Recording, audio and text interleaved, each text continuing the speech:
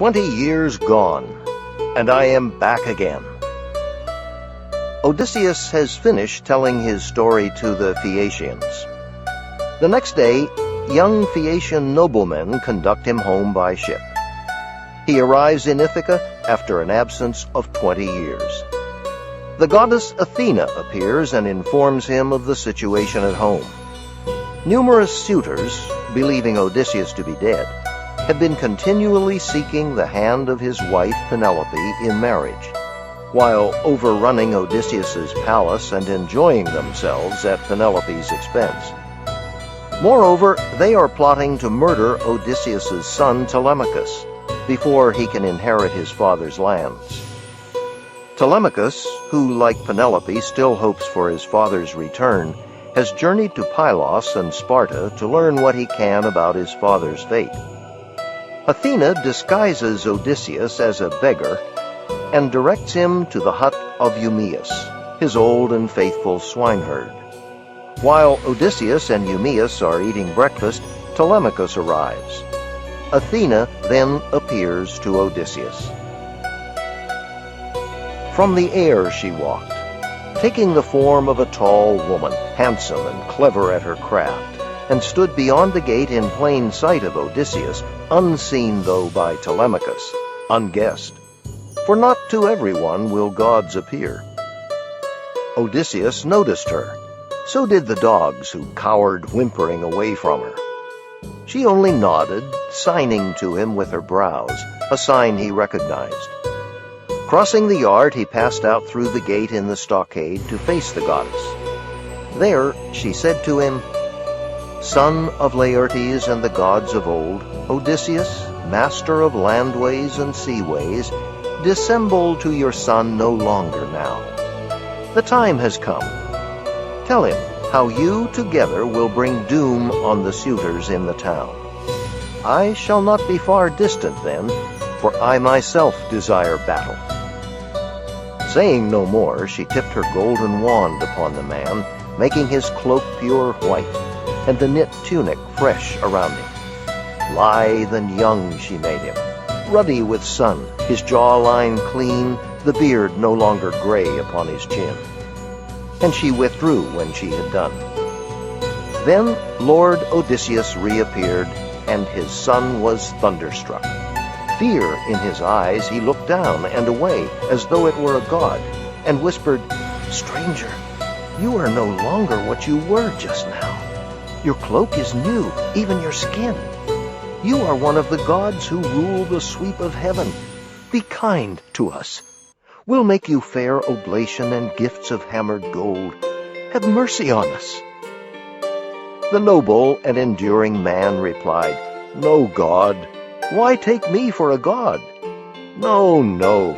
I am that father whom your boyhood lacked and suffered pain for lack of.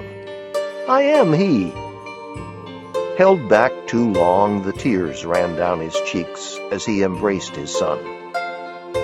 Only Telemachus, uncomprehending, wild with incredulity, cried out, "You cannot be my father, Odysseus. Meddling spirits conceived this trick to twist the knife in me. No man of woman born could work these wonders by his own craft, unless a god came into it with ease to turn him young or old at will. I swear you were in rags and old, and here you stand like one of the immortals." Odysseus brought his ranging mind to bear, and said, "This is not princely, to be swept away by wonder at your father's presence. No other Odysseus will ever come, for he and I are one, the same. His bitter fortune and his wanderings are mine. 20 years gone, and I am back again on my own island. As for my change of skin, that is a charm Athena, hope of soldiers, uses as she will. She has the knack to make me seem a beggar man sometimes, and sometimes young, with finer clothes about me. It is no hard thing for the gods of heaven to glorify a man or bring him low." When he had spoken, down he sat. Then, throwing his arms around this marvel of a father, Telemachus began to weep. Salt tears rose from the wells of longing in both men, and cries burst from both as keen and fluttering as those of the great-taloned hawk whose nestlings farmers take before they fly.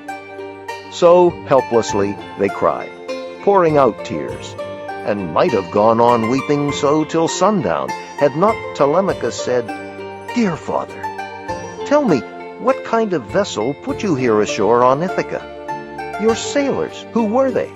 I doubt you made it walking on the sea." Then said Odysseus, who had borne the barren sea, "Only plain truth shall I tell you, child. Great seafarers, the Phaeacians, gave me passage as they give other wanderers. By night, over the open ocean, while I slept, they brought me in their cutter, set me down on Ithaca with gifts of bronze and gold and stores of woven things. By the gods' will, these lie all hidden in a cave. I came to this wild place directed by Athena, so that we might lay plans to kill our enemies. Count up the suitors for me. Let me know what men-at-arms are there, how many men. I must put all my mind to it, to see if we too, by ourselves, can take them on, or if we should look round for help." Telemachus replied, "O father, all my life your fame as a fighting man has echoed in my ears, your skill with weapons and the tricks of war. But what you speak of is a staggering thing beyond imagining for me.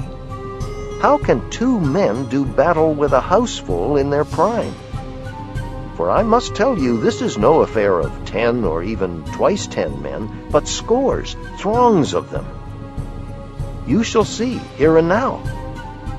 The number from Dulichium alone is 52, picked men, with armorers, a half-dozen. 24 came from Sami, 20 from Zacynthus. Our own island accounts for 12, high-ranked, and their retainers. Medon, the crier, and the master harper, besides a pair of handymen at feasts. If we go in against all these, I fear we pay in salt blood for your vengeance. You must think hard if you would conjure up the fighting strength to take us through." Odysseus, who had endured the long war and the sea, answered, "I'll tell you now. Suppose Athena's arm is over us, and Zeus, her father's. Must I rack my brains for more?" Clear-headed Telemachus looked hard and said, "Those 2 are great defenders, no one doubts it, but throned in the serene clouds overhead. Other affairs of men and gods they have to rule over." And the hero answered, "Before long they will stand to right and left of us in combat, in the shouting, when the test comes. Our nerve against the suitors in my hall. Here is your part. At break of day tomorrow, home with you. Go mingle with our princes. The swineherd later on will take me down the portside trail, a beggar by my looks, hangdog and old. If they make fun of me in my own courtyard, let your ribs cage up your springing heart, no matter what I suffer, no matter if they pull me by the heels or practice shots at me to drive me out. Look on. Hold down your anger. You may even plead with them, by heaven, in gentle terms to quit their horseplay, not that they will heed you, rash as they are, facing their day of wrath. Now, fix the next step in your mind. Athena, counseling me, will give me word, and I shall signal to you, nodding. At that point, round up all armor, lances, gear of war left in our hall, and stow the lot away back in the vaulted storeroom. When the suitors miss those arms and question you, be soft in what you say. Answer, "I thought I'd move them out of the smoke. They seemed no longer those bright arms Odysseus left us years ago when he went off to Troy. Here where the fire's hot breath came, they had grown black and drear. One better reason, too, I had from Zeus. Suppose a brawl starts up when you are drunk. You might be crazed and bloody one another, and that would stain your feast, your courtship. Tempered iron can magnetize a man. Say that, but put aside 2 broadswords and 2 spears for our own use, 2 ox-hide shields nearby when we go into action. Pallas Athena and Zeus all-provident will see you through, bemusing our young friends. Now one thing more. If son of mine you are and blood of mine, let no one hear Odysseus is about. Neither Laertes, nor the swineherd here, nor any slave, nor even Penelope. But you and I alone must learn how far the women are corrupted. We should know how to locate good men among our hands, the loyal and respectful, and the shirkers who take you lightly as alone and young. Argus. Odysseus heads for town with Eumaeus. Outside the palace, Odysseus's old dog Argus is lying at rest as his long-absent master approaches. While he spoke, an old hound lying near pricked up his ears and lifted up his muzzle. This was Argus, trained as a puppy by Odysseus, but never taken on a hunt before his master sailed for Troy. The young men afterward hunted wild goats with him and hare and deer, but he had grown old in his master's absence. Treated as rubbish now, he lay at last upon a mass of dung before the gates, manure of mules and cows, piled there until field hands could spread it on the king's estate. Abandoned there and half destroyed with flies, old Argus lay. But when he knew he heard Odysseus's voice nearby, he did his best to wag his tail, nose down with flattened ears, having no strength to move nearer his master. And the man looked away, wiping a salt tear from his cheek. But he hid this from Eumaeus. Then he said, I marvel that they leave this hound to lie here on the dung pile. He would have been a fine dog from the look of him, though I can't say as to his power and speed when he was young. You find the same good build in house dogs, table dogs landowners keep all for style. And you replied, Eumaeus, a hunter owned him, but the man is dead, in some far place. If this old hound could show the form he had when Lord Odysseus left him, going to Troy, you'd see him swift and strong. He never shrank from any savage thing he'd brought to bay in the deep woods. On the scent, no other dog kept up with him. Now misery has him in leash. His owner died abroad, and here the women slaves will take no care of him. You know how servants are. Without a master, they have no will to labor or excel. For Zeus, who views the wide world, takes away half the manhood of a man that day he goes into captivity and slavery. Eumaeus crossed the court and went straight forward into the Megaron among the suitors. But death and darkness in that instant closed the eyes of Argus, who had seen his master Odysseus after 20 years. The suitors. Still disguised as a beggar, Odysseus enters his home. He is confronted by the haughty suitor Antinous. But here Antinous broke in, shouting, God, what evil wind blew in this pest? Get over, stand in the passage. Nudge my table, will you? Egyptian whips are sweet to what you'll come to here, you nosing rat, making your pitch to everyone. These men have bread to throw away on you because it is not theirs. Who cares? Who spares another's food when he has more than plenty? With guile, Odysseus drew away, then said, A pity that you have more looks than heart. You'd grudge a pinch of salt from your own larder to your own handyman. You sit here fat on others' meats and cannot bring yourself to rummage out a crust of bread for me. Then anger made Antinous's heart beat hard, and glowering under his brows, he answered, Now, you think you'll shuffle off and get away after that impudence? Oh, no, you don't. The stool he let fly hit the man's right shoulder on the packed muscle under the shoulder blade, like solid rock for all the effect one saw. Odysseus only shook his head, containing thoughts of bloody work as he walked on, then sat and dropped his loaded bag again upon the doorsill. Facing the whole crowd, he said, and eyed them all, "One word only, my lords and suitors of the famous queen. One thing I have to say. There is no pain, no burden for the heart when blows come to a man, and he defending his own cattle, his own cows and lambs. Here it was otherwise. Antinous hit me for being driven on by hunger. How many bitter seas men cross for hunger! If beggars interest the gods, if there are furies pent in the dark to avenge a poor man's wrong, then may Antinous meet his death before his wedding day." Then said Eupeithes' son, Antinous, "Enough! Eat and be quiet where you are, or shamble elsewhere, unless you want these lads to stop your mouth, pulling you by the heels or hands and feet over the whole floor till your back is peeled." But now the rest were mortified, and someone spoke from the crowd of young bucks to rebuke him. "A poor show, that, hitting this famished tramp. Bad business if he happened to be a god.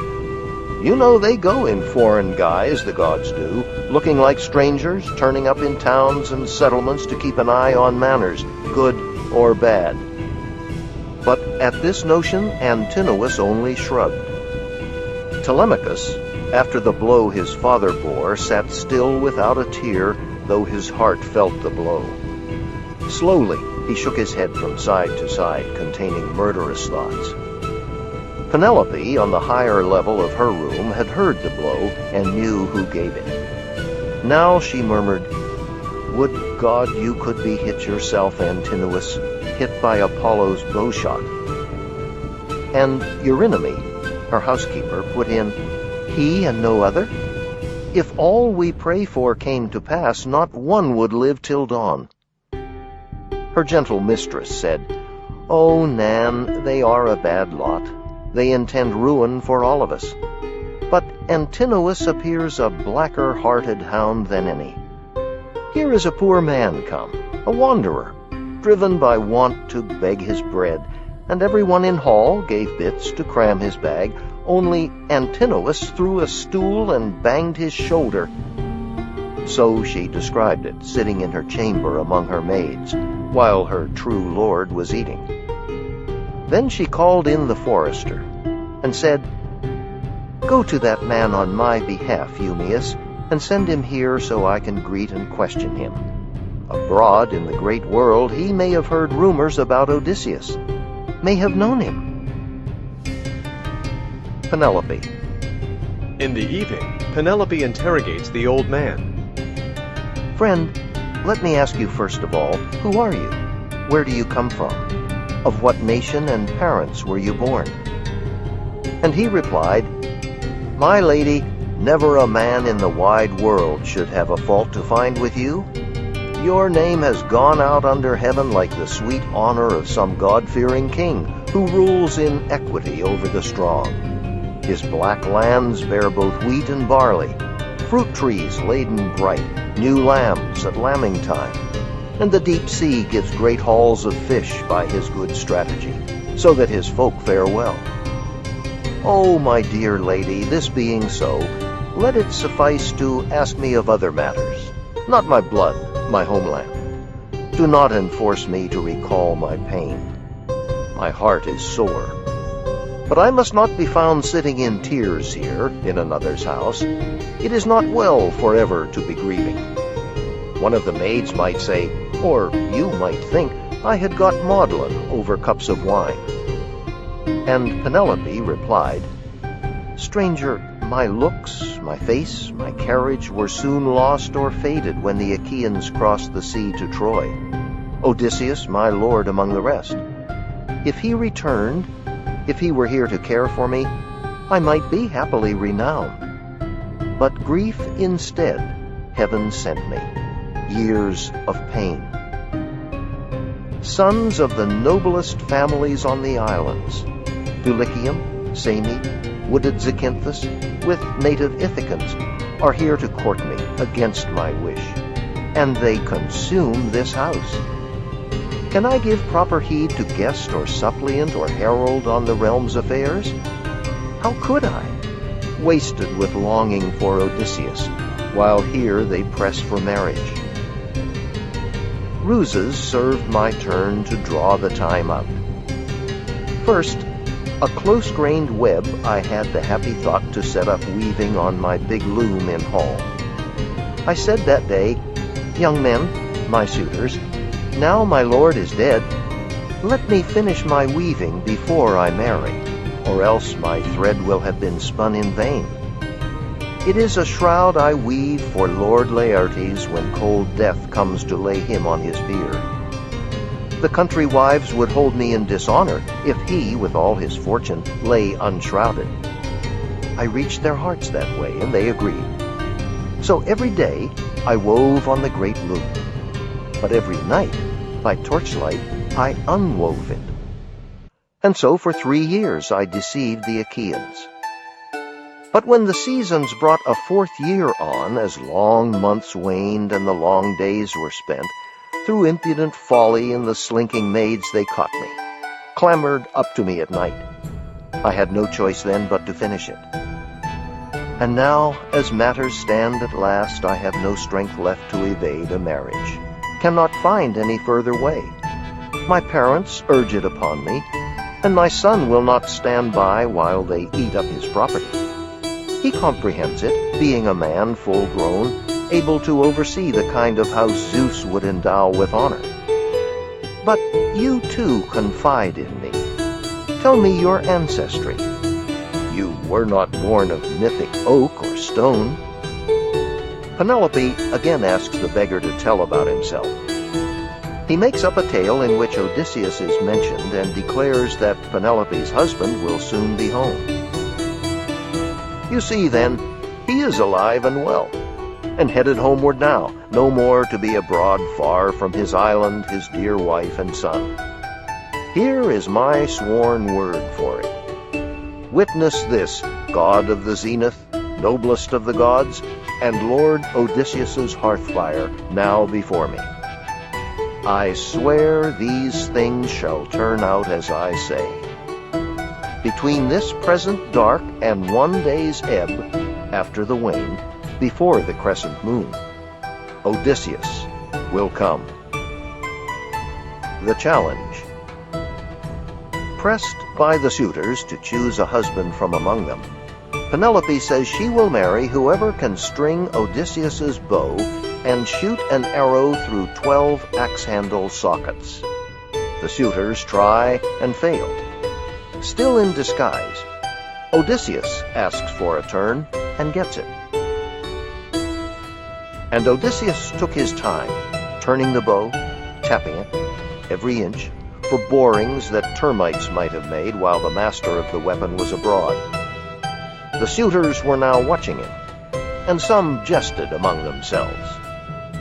"A bow lover! Dealer in old bows! Maybe he has one like it at home, or has an itch to make one for himself. See how he handles it, the sly old buzzard."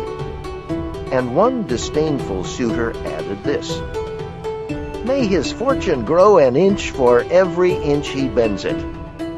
But the man skilled in all ways of contending, satisfied by the great bow's look and heft, like a musician, like a harper, when with quiet hand upon his instrument he draws between his thumb and forefinger a sweet new string upon a peg. So effortlessly Odysseus in one motion strung the bow, then slid his right hand down the cord and plucked it, so the taut gut vibrating hummed and sang a swallow's note. In the hushed hall it smote the suitors, and all their faces changed. Then Zeus thundered overhead, one loud crack for a sign. And Odysseus laughed within him, that the son of crooked-minded Cronus had flung that omen down. He picked one ready arrow from his table where it lay bare. The rest were waiting still in the quiver for the young men's turn to come. He knocked it, let it rest across the hand grip, and drew the string and grooved butt of the arrow, aiming from where he sat upon the stool. Now flashed arrow from twanging bow clean as a whistle through every socket ring, and grazed not one to thud with heavy brazen head beyond. Then, quietly, Odysseus said, "Telemachus, the stranger you welcomed in your hall has not disgraced you. I did not miss. Neither did I take all day stringing the bow. My hand and eye are sound, not so contemptible as the young men say. The hour has come to cook their lordship's mutton, supper by daylight. Other amusements later, with song and harping that adorn a feast." He dropped his eyes and nodded, and the Prince Telemachus, true son of King Odysseus, belted his sword on, clapped hand to his spear, and with a clink and glitter of keen bronze stood by his chair in the forefront near his father. Odysseus's revenge. Now, shrugging off his rags, the wiliest fighter of the islands leapt and stood on the broad door-sill, his own bow in his hand. He poured out at his feet a rain of arrows from the quiver and spoke to the crowd. "So much for that. Your clean-cut game is over. Now watch me hit a target that no man has hit before, if I can make this shot. Help me, Apollo." He drew to his fist the cruel head of an arrow for Antinous, just as the young man leaned to lift his beautiful drinking cup, embossed, two-handled, golden. The cup was in his fingers. The wine was even at his lips. And did he dream of death? How could he? In that revelry amid his throng of friends, who would imagine a single foe, though a strong foe indeed, could dare to bring death's pain on him and darkness on his eyes? Odysseus's arrow hit him under the chin and punched up to the feathers through his throat. Backward and down he went, letting the wine cup fall from his shocked hand. Like pipes, his nostrils jetted crimson runnels, a river of mortal red. And one last kick upset his table, knocking the bread and meat to soak in dusty blood. Now, as they craned to see their champion where he lay, the suitors jostled in uproar down the hall, everyone on his feet. Wildly they turned and scanned the walls in the long room for arms, but not a shield, not a good ashen spear was there for a man to take and throw. All they could do was yell in outrage at Odysseus, "Foul! To shoot at a man, that was your last shot. Your own throat will be slit for this. Our finest lad is down. You killed the best on Ithaca. Buzzards will tear your eyes out." For they imagined, as they wished, that it was a wild shot, an unintended killing. Fools, not to comprehend they were already in the grip of death. But, glaring under his brows, Odysseus answered, "You yellow dogs! You thought I'd never make it home from the land of Troy. You took my house to plunder. You dared bid for my wife while I was still alive. Contempt was all you had for the gods who rule wide heaven. Contempt for what men say of you hereafter. Your last hour has come. You die in blood." As they all took this in, sickly green fear pulled at their entrails, and their eyes flickered, looking for some hatch or hideaway from death. Eurymachus alone could speak. He said, "If you are Odysseus of Ithaca, come back. All that you say these men have done is true. Rash actions many here, more in the countryside. But here he lies, the man who caused them all. Antinous was the ringleader. He whipped us on to do these things. He cared less for a marriage than for the power Cronion has denied him as king of Ithaca. For that, he tried to trap your son and would have killed him. He is dead now and has his portion. Spare your own people. As for ourselves, we'll make restitution of wine and meat consumed, and add, each one, a tithe of 20 oxen, with gifts of bronze and gold to warm your heart. Meanwhile, We cannot blame you for your anger." Odysseus glowered under his black brows and said, "Not for the whole treasure of your fathers, all you enjoy, lands, flocks, or any gold put up by others, would I hold my hand. There will be killing till the score is paid. You forced yourselves upon this house. Fight your way out, or run for it if you think you'll escape death. I doubt one man of you skins by." They felt their knees fail and their hearts, but heard Eurymachus for the last time rallying. "Friends," he said, "the man is implacable. Now that he's got his hands on bow and quiver, he'll shoot from the big doorstone there until he kills us to the last man. Fight, I say. Let's remember the joy of it. Swords out. Hold up your tables to deflect his arrows. After me, everyone. Rush him where he stands. If we can budge him from the door, if we can pass into the town, we'll call out men to chase him. This fellow with his bow will shoot no more." He drew his own sword as he spoke, a broadsword of fine bronze, honed like a razor on either edge. Then, crying hoarse and loud, he hurled himself at Odysseus. But the kingly man let fly an arrow at that instant, and the quivering feathered butt sprang to the nipple of his breast as the barb stuck in his liver. The bright broadsword clanged down. He lurched and fell aside, pitching across his table. His cup, his bread and meat were spilt and scattered far and wide, and his head slammed on the ground. Revulsion, anguish in his heart, with both feet kicking out, he downed his chair, while the shrouding wave of mist closed on his eyes. Amphinomus now came running at Odysseus, broadsword naked in his hand. He thought to make the great soldier give way at the door. But with a spear throw from behind, Telemachus hit him between the shoulders, and the lance head drove clear through his chest. He left his feet and fell forward, thudding, forehead against the ground.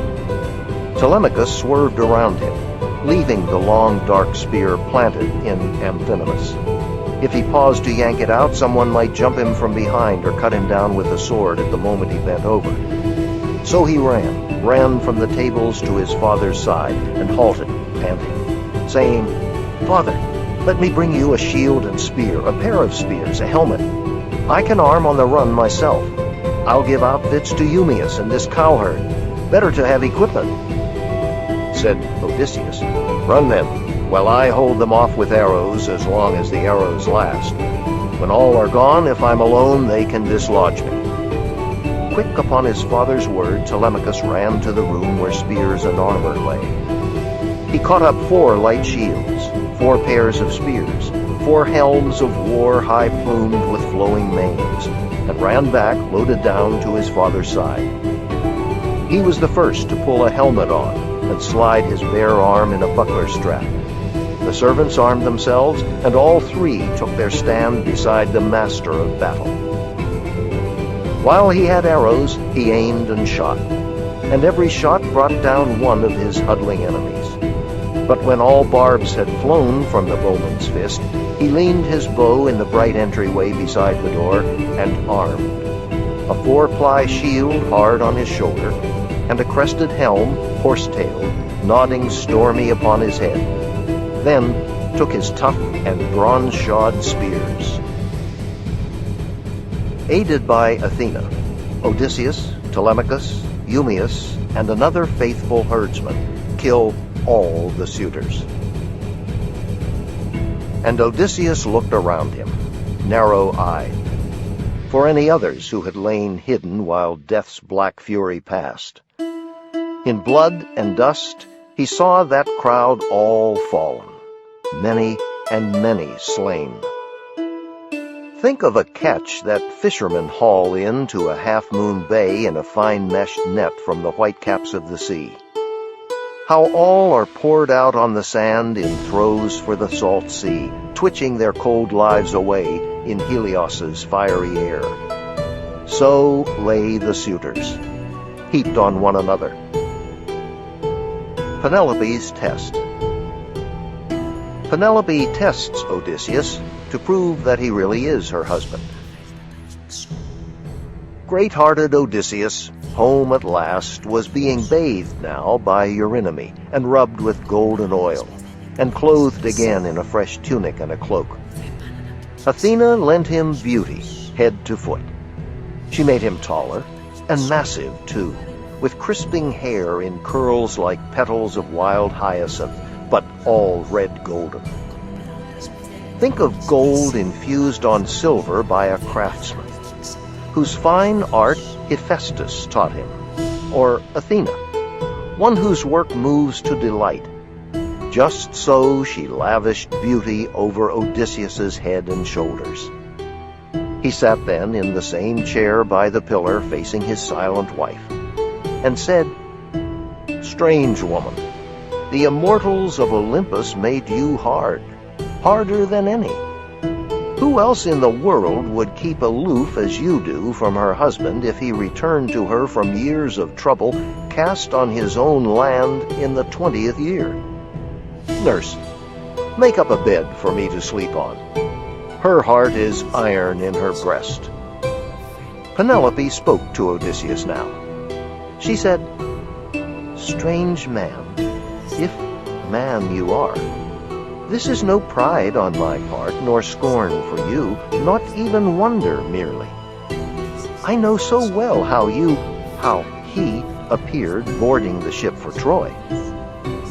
But all the same, make up his bed for him, Euryclea. Place it outside the bedchamber my lord built with his own hands. Pile the big bed with fleeces, rugs, and sheets of purest linen." With this, she tried him to the breaking point, and he turned on her in a flash, raging. "Woman, by heaven, you've stung me now! Who dared to move my bed? No builder had the skill for that unless a god came down to turn the trick. No mortal in his best days could budge it with a crowbar. There is our pact and pledge, our secret sign built into that bed. My handiwork and no one else's. An old trunk of olive grew like a pillar on the building plot, and I laid out our bedroom round that tree, lined up the stone walls, built the walls and roof, gave it a doorway and smooth-fitting doors.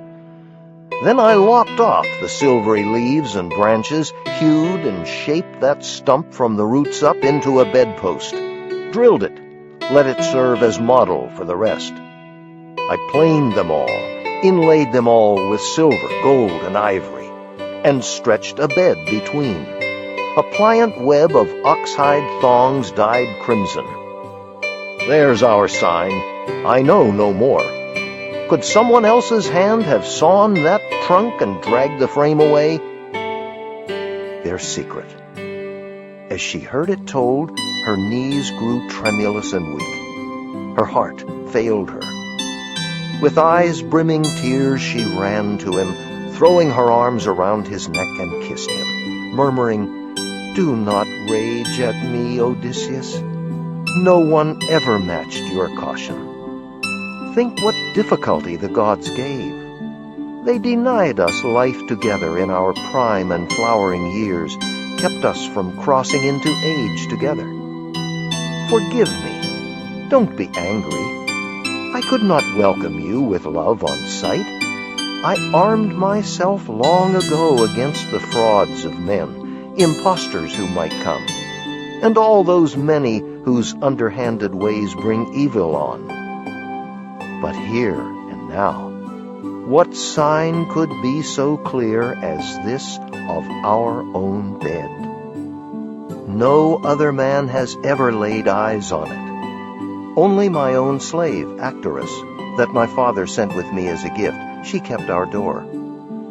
You make my stiff heart know that I am yours." Now from his breast into his eyes the ache of longing mounted, and he wept at last, his dear wife, clear and faithful, in his arms, longed for as the sun-warmed earth is longed for by a swimmer, spent in rough water where his ship went down under Poseidon's blows, gale winds, and tons of sea. Few men can keep alive through a big surf to crawl, clotted with brine on kindly beaches in joy, knowing the abyss behind. And so she too rejoiced, her gaze upon her husband, her white arms round him pressed, as though forever. The ending. Odysseus is reunited with his father. Athena commands that peace prevail between Odysseus and the relatives of the slain suitors. Odysseus has regained his family and his kingdom.